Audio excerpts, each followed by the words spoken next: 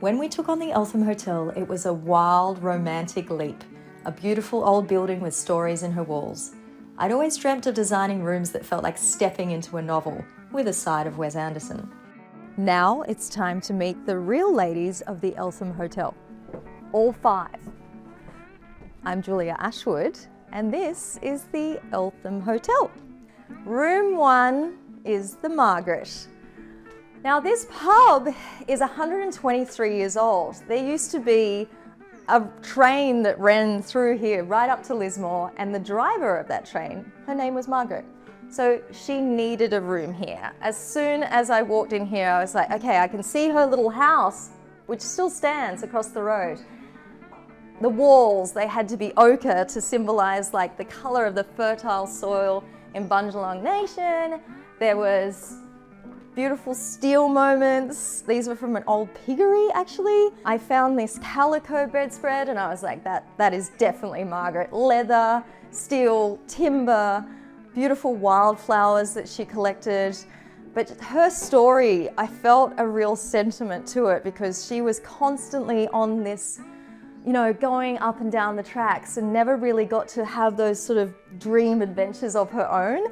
And I imagined her when I found this map of Australia with Tasmania just falling off the bottom here that they've actually put over here, which I loved. I just imagined that she had done this and that this was a moment where she would dream and think, oh, what would happen if I could take this train off the tracks? What would happen if I had a different life? The second room is one that's pretty close to my heart. This is the Delilah.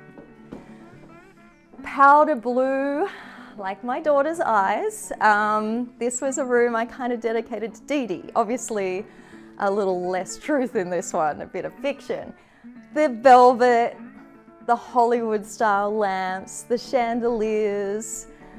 This was a place where she would come home, and I thought, we would keep a room for her at the Eltham always, and she would sit up here with her skinny cigarette and her champagne martini and listen to jazz and in her fur coat with her lippy on and, write several screenplays and read notes from admirers. Number 3 is the Rhonda. Now, Rhonda's a great story. When I started talking to the locals downstairs, they told me about this character, real, named Rhonda. She was actually one of the hardest working women here at the Eltham Hotel because late 60s, early 70s, I'm not sure. I can't put my finger on exactly what dates it was, but there was a brothel upstairs. Welcome to the boudoir. This is sort of like this darker space with these opulent trims with orchids and gold, and this is where the magic happened, obviously. But, these gifts that had been given to her by copious amounts of lovers. And by day, I just imagined that she would sit in here and paint. And this piece was sitting on the floor when I came up to do the reno, and I was like, that has a place right there on that wall for Rhonda. Room number 4 is a particularly special one for me. The Patricia, or the Patsy, if you will. After a few gin and tonics, Patricia becomes Patsy, My mum actually grew up in this region. She was a Lismore girl, so it made huge sense for me to dedicate a room for her here at the Eltham. She used to come here as a young woman and dance and have fun and listen to music like we still do. And she has a particular love for Elvis and his music, so there he is on the wall, signed.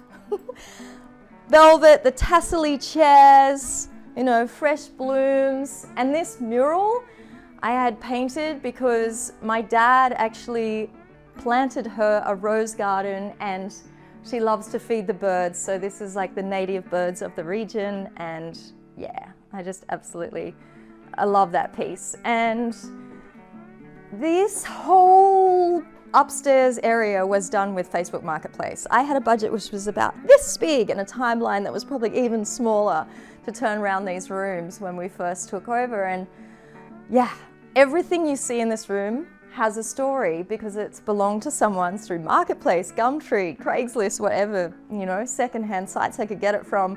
I used to jump in the car with the kids, and as they were tiny babies and toddlers, and we'd drive up to South Brisbane and pick up pieces. Just for one, I'd go hours just for the perfect mirror, you know.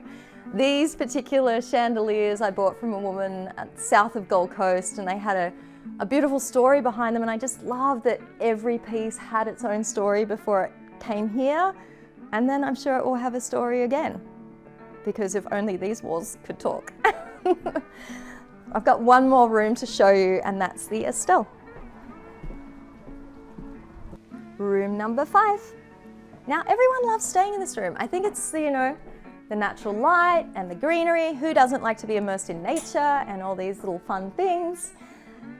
This was the room of an avid gardener who traveled a lot, but when she came back to the Eltham, she would sit in her room with her clippings and her, you know, from the Bangalore palms to the figs to the bromeliads. Yeah, I also just loved the feeling or the thought that she had spent time sketching out these moments, and I printed all these up on this soft, really fine tissue paper and just layered them over the wall like wallpaper, and I would have loved to have done the whole room actually, but it did take some time. But these 5 rooms are just totally about that story-led design and where I took it. I almost went, okay, I'm just going to do everything like sage and baby pink and all the same lamps and all the same lights and all the same fans. But then I thought, that seems so boring. I was just not inspired.